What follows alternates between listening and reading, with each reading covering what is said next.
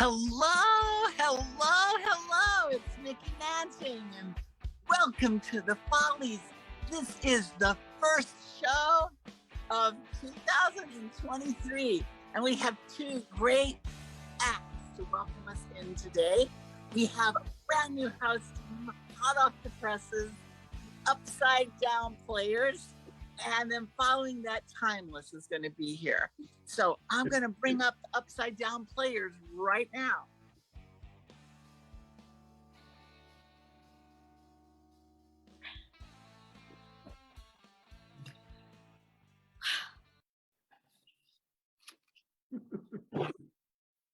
Sorry, guys, I'm having trouble with my phone. All right.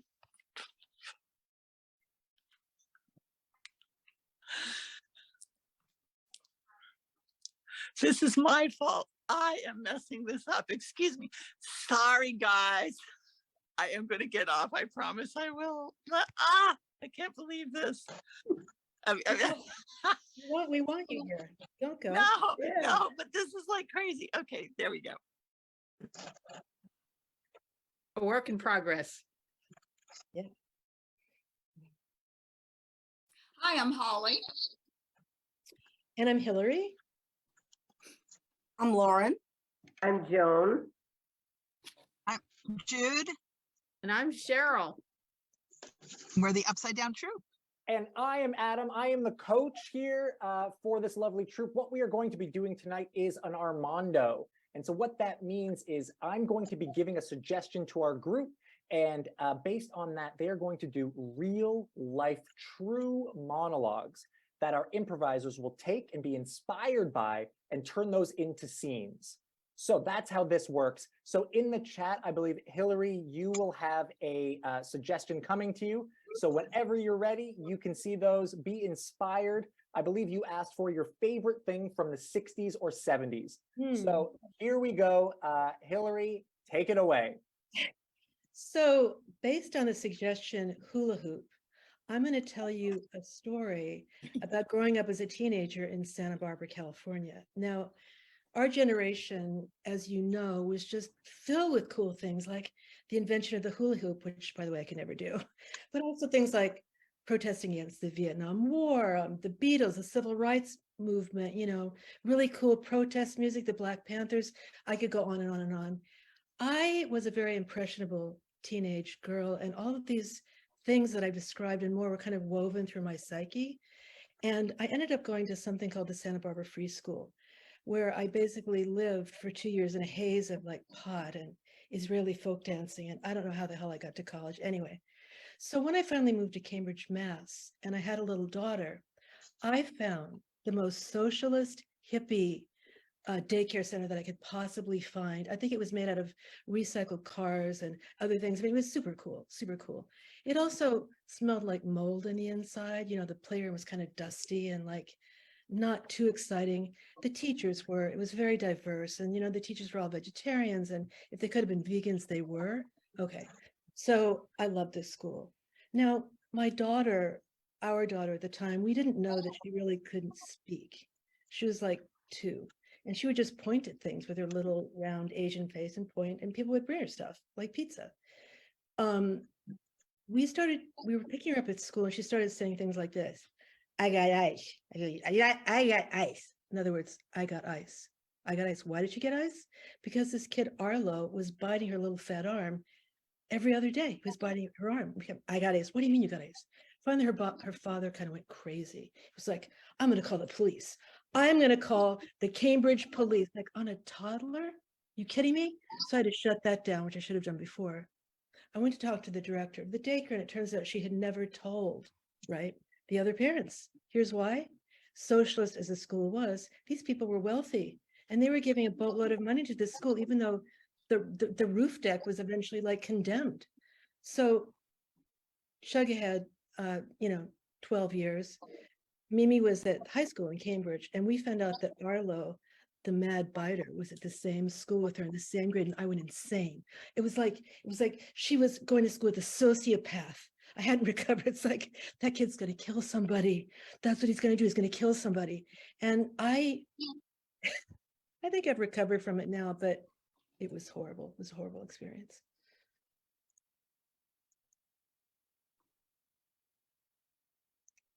So I'm Officer 242, and I just got a had to come in for the complaint.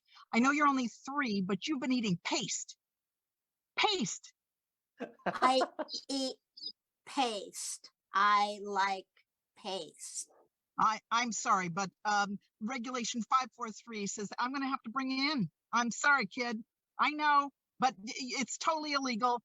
And you know, I saw you the other day picking your nose. Do you know that's against regulation 739? You could go to jail for months and years for that. Can't read regulation 239. I am 3. Okay, but that's old enough to know. And oh my goodness, I saw you crying in your playpen. That's not allowed. We don't have that. Oh my God. I don't, you might be going up to the penitentiary for life. If I go to penitentiary, can I watch TV? Oh my God, no. You're barely gonna survive it. I think it would be fun. Let's go to penitentiary. Edit. Alo, you have to come down from the top of the climbing structure. It's very dangerous. Okay, but what do I get if I come down? We'll discuss it when you come down. Come halfway down and we'll discuss it. All right, halfway down. All right, Okay. what all do right. I get? You get to choose the story at meeting time today, Alo. Okay. Okay. All right? Yeah. Yeah. I mean, I just, you're just like every 5 minutes it's something with you. Well, I'm just trying to be creative. Yeah, peeing from the top of the climbing structure was not creative. I It hit know. Tiffany on her head. Well, statues do it. Why can't I? I mean, somebody had to model those statues, They had to get the idea from someone. I am a muse. You are, yes, you are amused. Yeah. Yeah, well,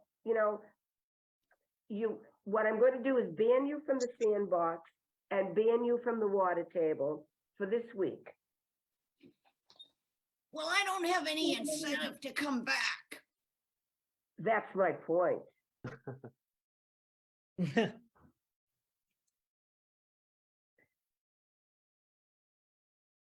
Well, you don't like me, do you? No, I'd like you. It's just that I can't tolerate your behavior. You can't tolerate my behavior. I'm a Right. little kid. Yeah, Come well, on. that's okay. 15 other little kids don't do what you do. I know, and that's what makes me special. You are creative. I am creative. We need to find a way to work together. Look, this building looks like a recycled car. We need to make it look good or something. You need to harness my energy, You're freaking 5 years old. You are not going to redesign. Edit.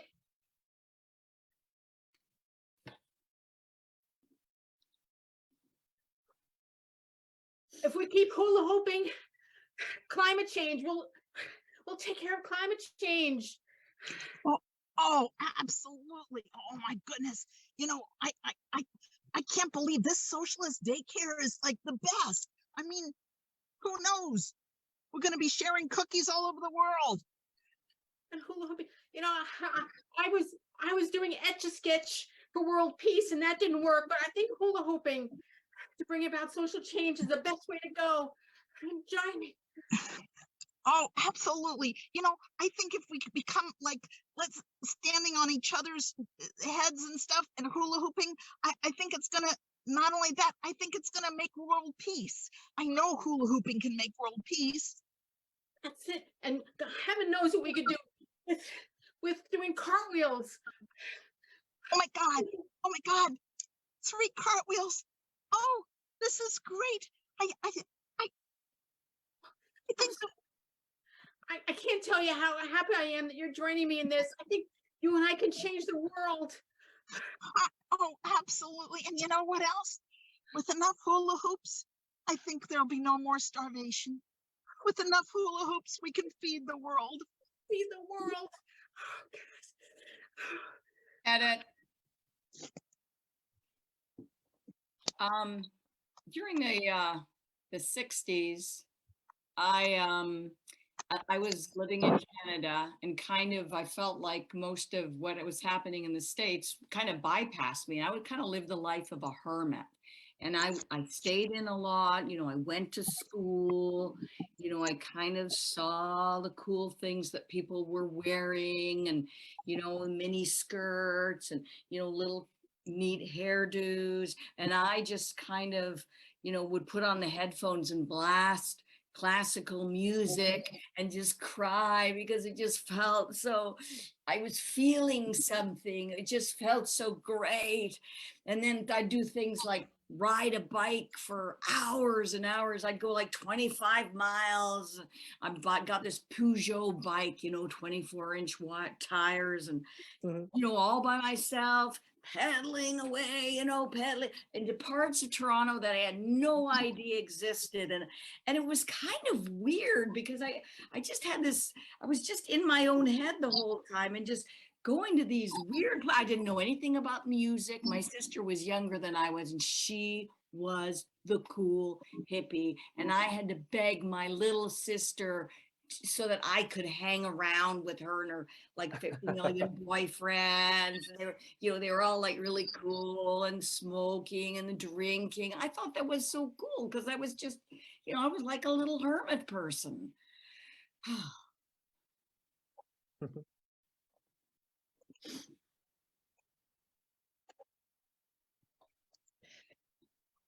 Want some?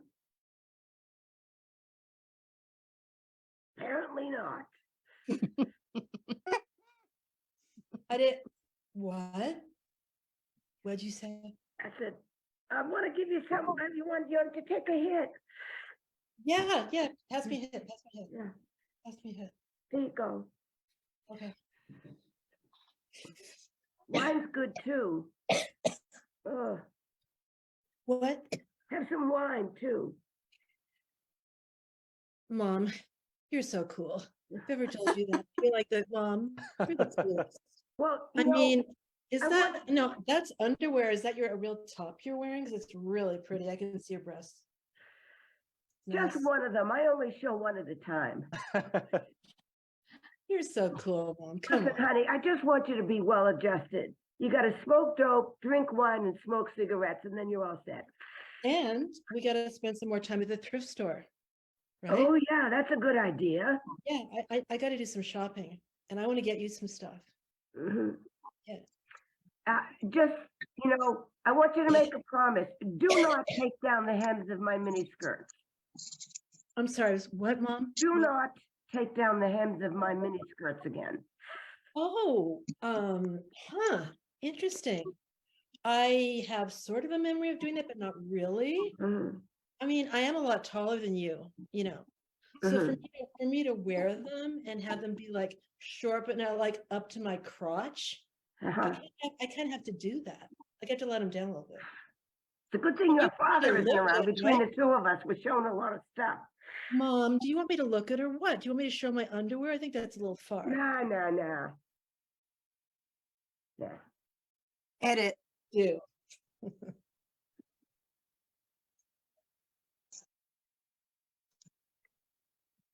Man, this classical music, I'm just discovering it. It's really cool. wow. Right. I mean, how come no one ever told us about this before? I know.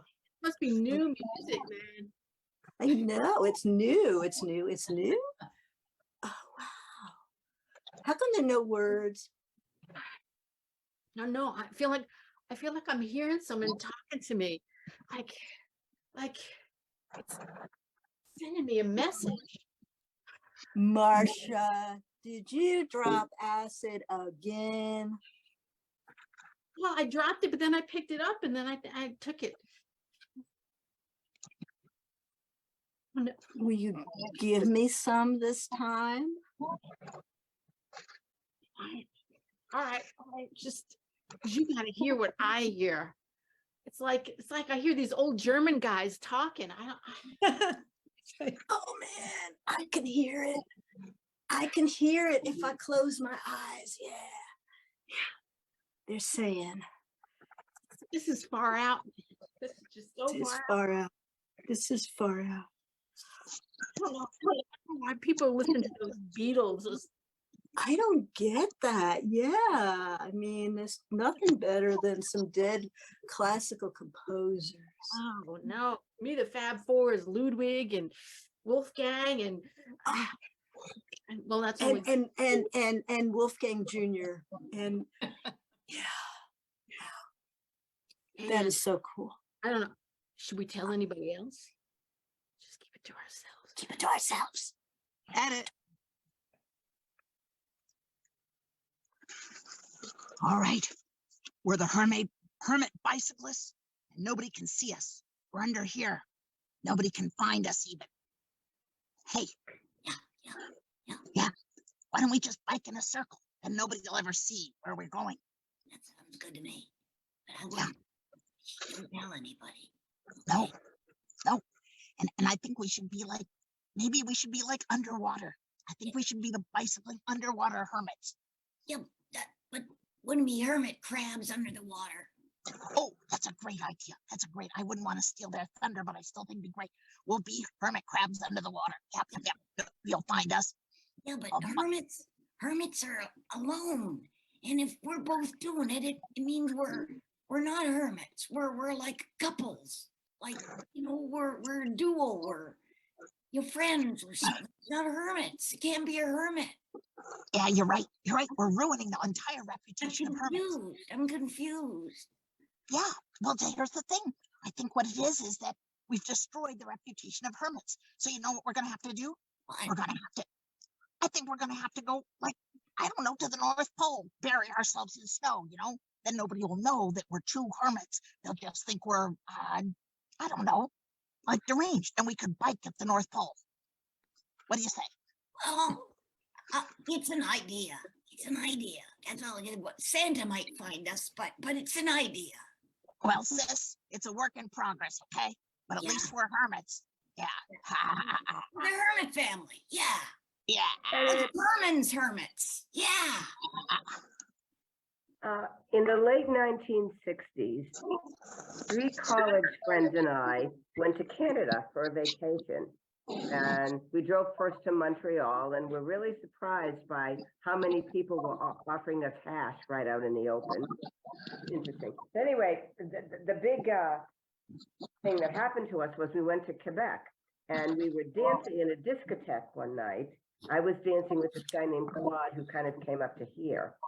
And all of a sudden he said, do you have any hash? Give it to me and I will swallow it. And I thought, what is going on? And all of a sudden, this very big, tall policeman came and escorted me outside. And apparently, my other friends were also escorted outside. And what happened is one of our friends, Janet, who we used to call Mouth because she would tell people what she thought all the time, is a Black woman, and she refused to dance with somebody. And he called the police and said Angela Davis, who was a Black Panther on the lam from the United States, was in the discotheque. And so the police thought that she was Angela Davis. And they took us all out separately and they questioned us. And of course, we were, feeling our American oaths, not realizing that we had absolutely no rights in Montreal. And, we were loud and obnoxious, and half of the people in the discotheque were outside. And then the police finally decided that if we didn't calm down, they were going to charge us for outside agitation. We fortunately escaped that.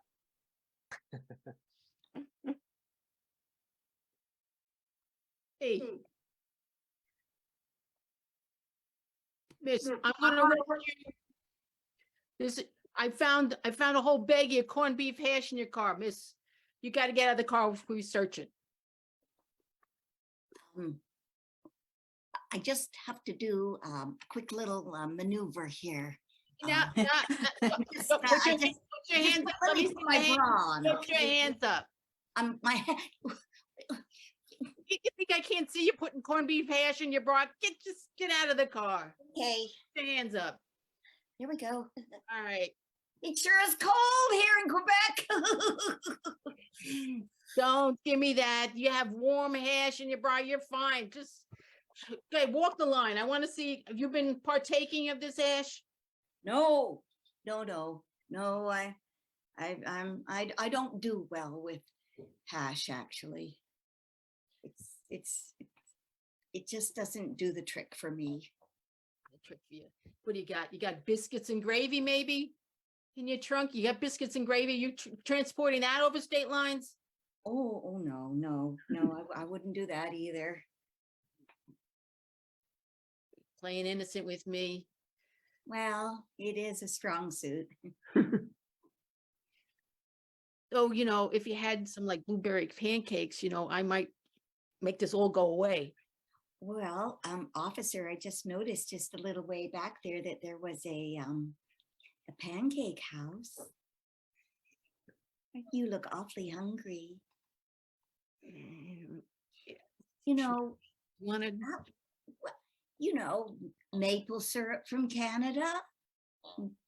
Well, I know I am in Canada. I know. No, but sometimes it's hard to get in the country that you live in. And so, it would be considered a treat. I'd be happy to buy a pancake because you're such a strong, dependable, you'd inspire confidence in me, officer. Just maybe with a side of Canadian bacon. Oh, yes, I would be happy to do that. And I'd love to hear your life story as well. I just feel a kinship with you, as if I feel safe with you.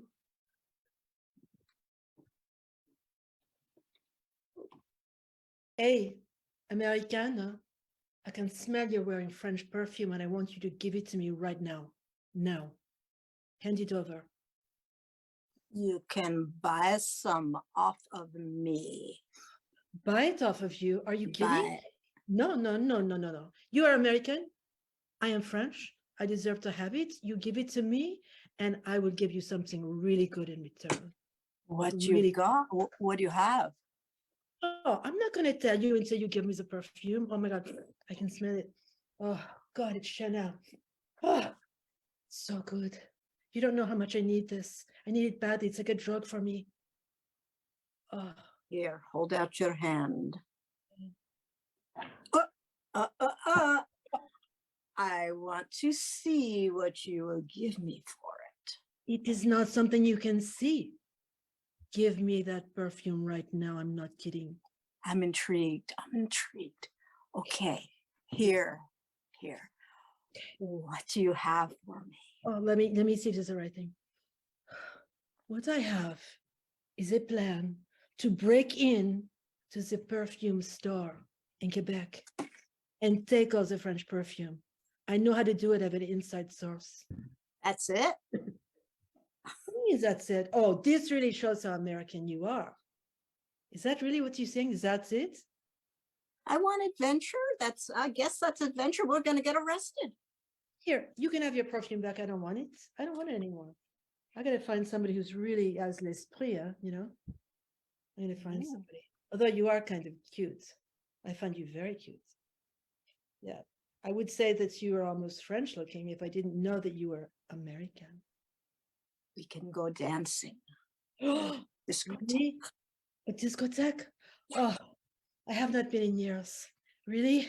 Okay, I'm buying the first round then. Okay, ready? Okay, let's go. Okay.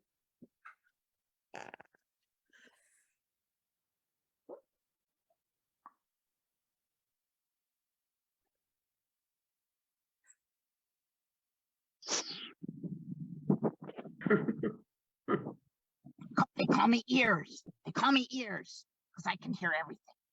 I mean, everything. There ain't nothing that I can't hear. That's why they call me ears. Some people don't want to have that happen.